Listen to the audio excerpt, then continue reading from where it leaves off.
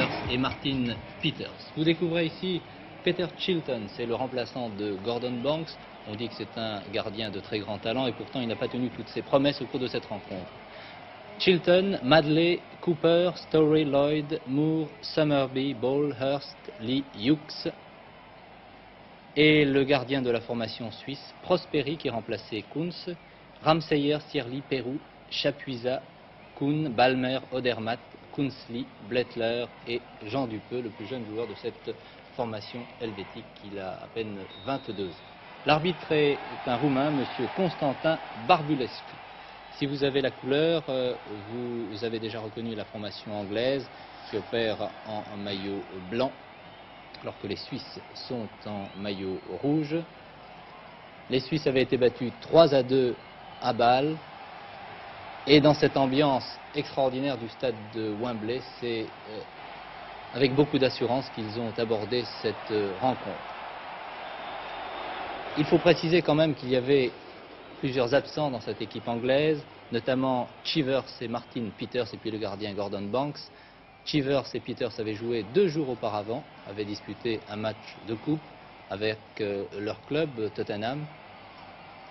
Et c'est peut-être ces attaquants qui ont manqué à la formation anglaise. Vous avez vu ici un très bon tir de l'ailier gauche Hughes qui a fait un bon match d'ailleurs, tout comme Francis Lee qui à mon avis a été le meilleur joueur de cette formation anglaise.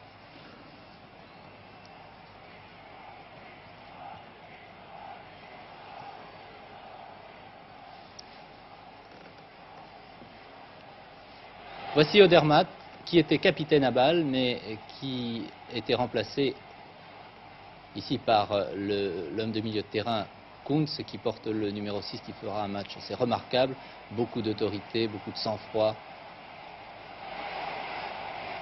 Et vous voyez que déjà les Suisses contrôlent le jeu au milieu du terrain. Et pourtant, les supporters anglais, il y en avait 100 000, ne ménagent pas leur encouragement à la formation de Sir Alf Ramsey. La défense suisse a été également très bonne, avec Ramseyer, que vous voyez ici en position d'ailier droit, qui a fait certainement l'un de ses meilleurs matchs. Premier centre et détourné, vous voyez, du point par Chilton. Chilton qui semblait très impressionné.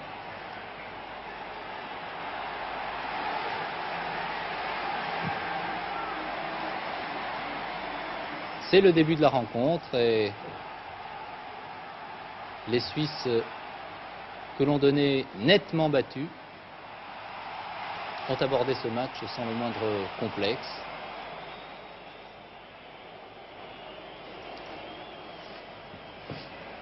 Prosperi, Mario Prosperi, le gardien de Lugano, alors qu'il y avait 4 joueurs de Zurich.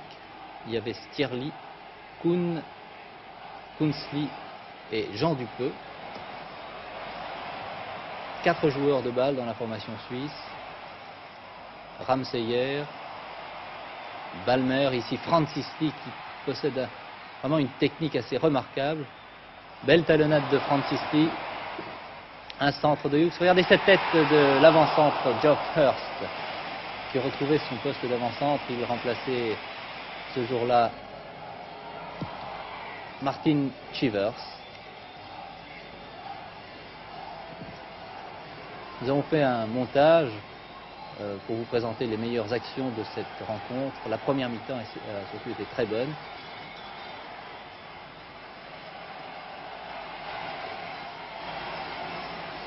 Voici le capitaine Kuhn, Jacob Kuhn, qui joue à Zurich. Et Ramseyer très offensif.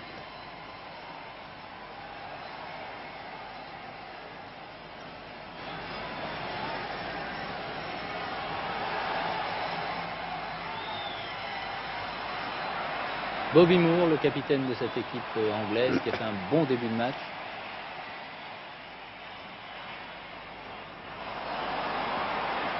À l'aile droite, on trouvait Summerby. Voici Summerby, porte le numéro 7.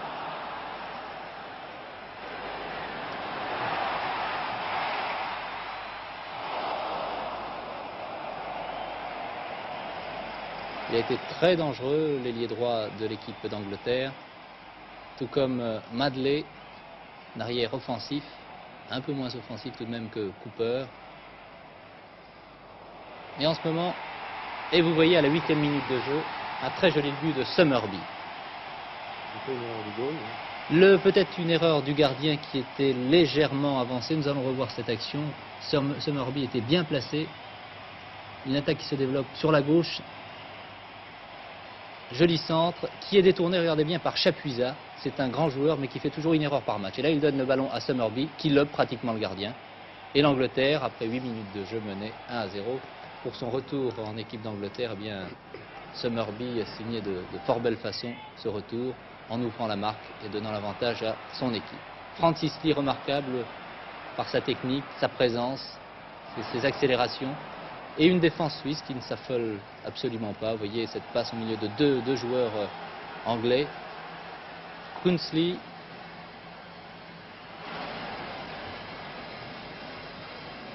Odermatt, qui a couvert beaucoup de terrain.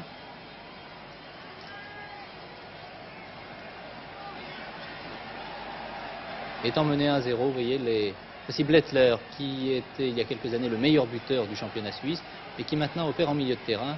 Je crois que le point fort de cette équipe suisse, ici encore une erreur de Chilton, qui est vraiment très contracté. Il n'a pratiquement bloqué aucun ballon, préférant dégager du point. Vous parlez du point fort de l'équipe suisse, Blettler, Kuhn et Odermatt, certainement, et là je suis de l'avis de mes confrères suisses, l'un des meilleurs milieux de terrain en Europe. Francis Lee toujours à la pointe du combat. Et une maladresse de Storey, il y en a eu quelques-unes au cours de ce match de la part des Anglais.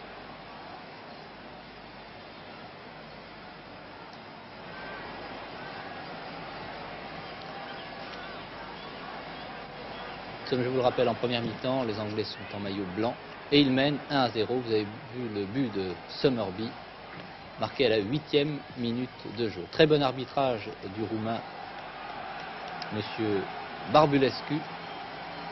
Odermatt, suivez bien Odermatt, un tir du gauche, il a tenté sa chance à plusieurs reprises. Beaucoup d'aisance, bon technicien également.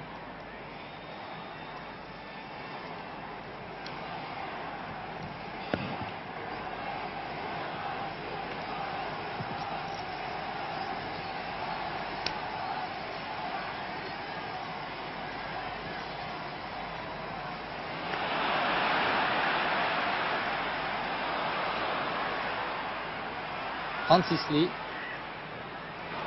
que je comparerais peut-être au Stéphanois Beretta, il possède le même gabarit. Summerby, une bonne rentrée en équipe nationale. Et regardez la très belle passe de Hughes à Francis Lee qui était en position de hors-jeu.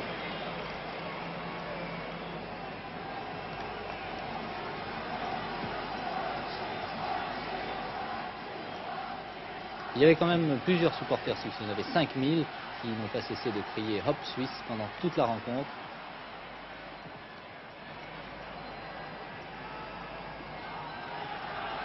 Encore Odermatt, il faut dire que tous les ballons passaient par cet excellent joueur. Également Kuhn, Jacob Kuhn. Alan Ball qui retrouvait aussi l'équipe d'Angleterre.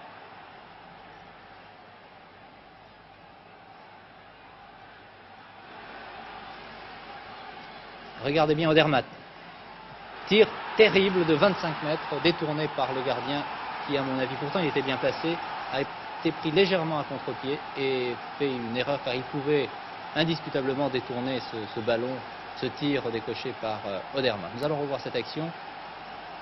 Odermatt, oui, les défenseurs anglais reculent, ils laissent jouer Odermatt qui a le temps de placer son tir. Très puissant, certes. Chilton, trop contracté par l'importance de ce match, eh bien, encaisse donc un but. Et les deux équipes, après 35 minutes de jeu, étaient à égalité, un but partout.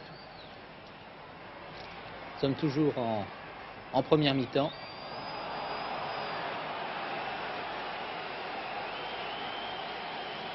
Et en milieu de terrain, les Suisses calment le jeu, ils contrôlent même.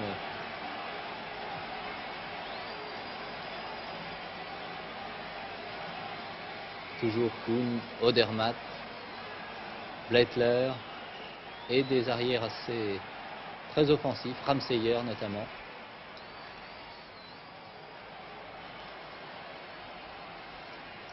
Encore un centre d'Odermatt, nouveau dégagement du point. Et là, je crois que les Suisses ont manqué une belle occasion, mais il y avait un hors-jeu signalé par l'arbitre Barbulescu.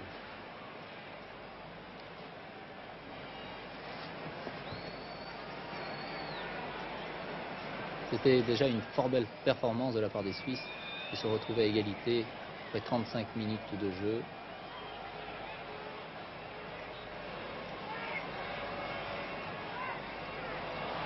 Vous voyez qu'il y a quelques maladresses de la part des joueurs anglais.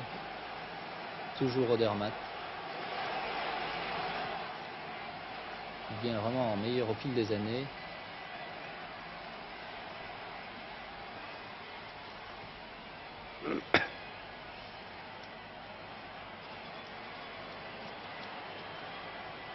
Et regardez cette faute sur l'avant-centre Kunzli. Faute de Lloyd. Il y avait à mon avis penalty pour l'équipe suisse, mais l'arbitre roumain en a décidé autrement. Nous reverrons d'ailleurs cette action un peu plus tard au début de la seconde mi-temps.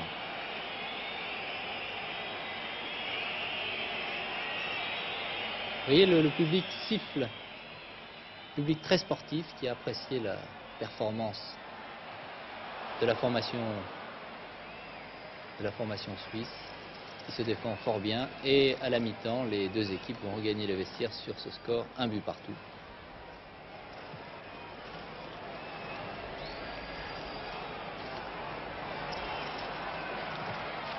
Encore un centre de Summerby.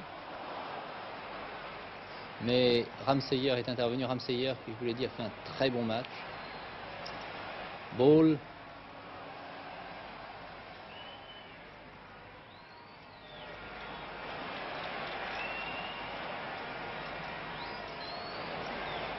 Regardez ces deux têtes de Hurst et le tir de Storey sur la barre transversale. Je crois que le gardien a eu beaucoup de chance, le gardien suisse. Et nous abordons donc la mi-temps sur ce score, 1 but partout entre les deux équipes. Nous revoyons, voilà la faute commise sur Kunzli dans la surface de réparation. Fauché quand même. Et Christian Rief qui n'apprécie peut-être pas cette décision d'arbitre. Christian Kidet, pardon, vous pensiez qu'il y avait pénalty sur cette action? J'ai l'impression qu'il a été tout de même fauché. Il a été fauché oui. Dans la... Je vais vous demander autre chose, Michel. Le terrain n'est pas gras, il n'avait pas plu parce qu'on a l'impression qu'il y a des marques sur le terrain et que les joueurs glissent assez facilement. Non il avait plu avant la rencontre, mais pas pendant le match. Regardez un nouveau tir de Jeff Hurst à 20 mètres, début gardé par Prosperi, mais qui n'a pas inquiété le gardien suisse.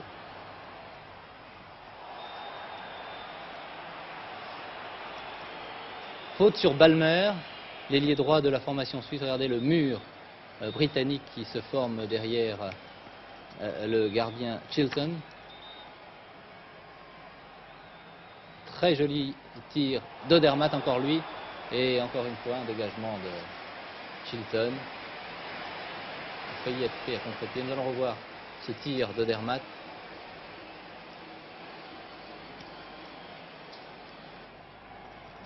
Vous voyez que les Suisses ont eu des occasions et avec le pénalty et puis ce coup franc, ils auraient peut-être pu mener à la marque.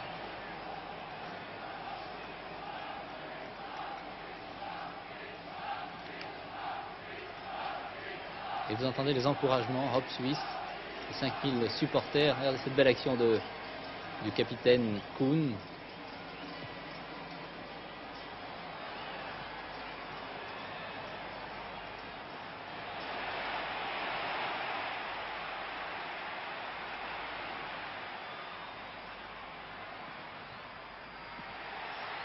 La très belle occasion manquée par Hurst, qui n'a pas eu le temps de placer son tir.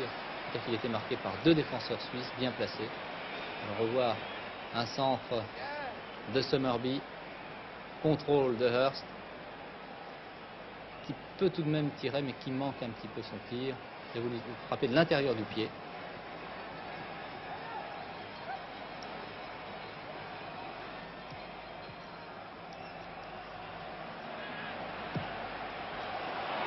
Longue ouverture pour Francis Lee. Regardez cette action. C'est un joueur parfois viril, ce Francis Lee. Et là, je crois qu'il a commis une faute indiscutable sur le gardien. Les joueurs suisses n'ont pas l'air d'apprécier. Ils sont un petit peu en colère après Francis Lee. Un jeu à la limite de la régularité. Nous revoyons cette belle ouverture. Le gardien est bien sorti, heureusement.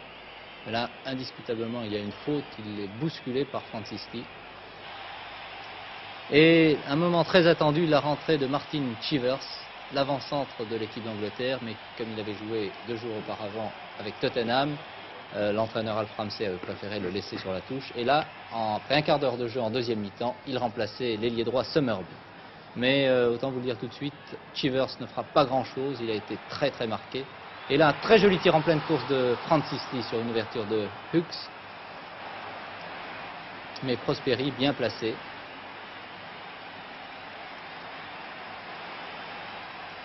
Entre 2 défenseurs en pleine course inter terrible de Francis Lee, qui a été le meilleur attaquant. Il sera remplacé dans les dernières minutes du match par Marsh.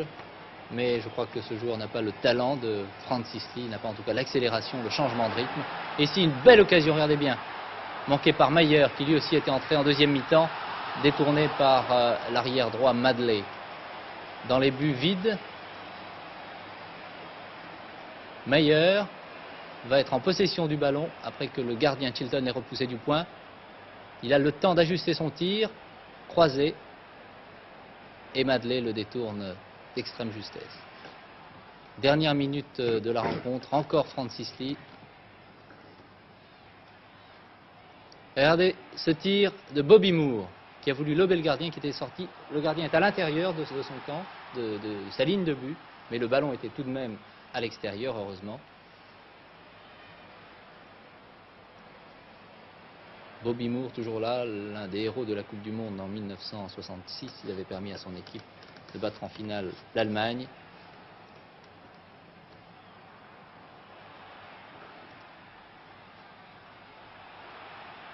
Cooper, en véritable ailier.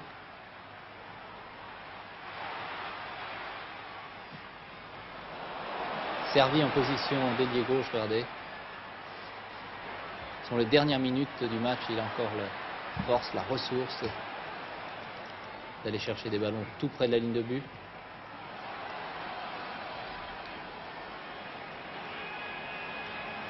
Ah, incontestablement, les Anglais dominent, mais ils ne peuvent marquer. Très joli tir d'Alan Ball, arrêté par Prosperi, qui a fait vraiment très bonne rentrée en équipe suisse. Très bon match.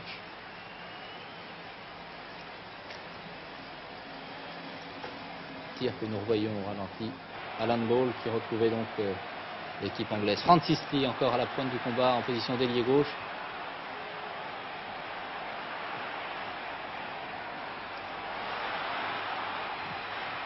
Vous voyez que le gardien était vraiment très sollicité. Les dernières secondes maintenant du match, un match qui va se terminer par ce corner, alors que les deux équipes sont toujours à égalité, un but partout. Toute l'équipe suisse est à féliciter, vraiment, elle a fait un match exemplaire pendant 90 minutes. Pourtant, les Anglais ont eu des occasions, mais la défense suisse a fort bien résisté. Encore Cooper, c'est la fin de cette rencontre qui voit donc l'équipe suisse et son capitaine Poole réaliser un exploit au stade de Wembley, tenir en échec la formation anglaise devant 100 000 spectateurs. C'est vraiment un très très beau résultat. Michel, sur ces images, on a l'impression que cette fois le match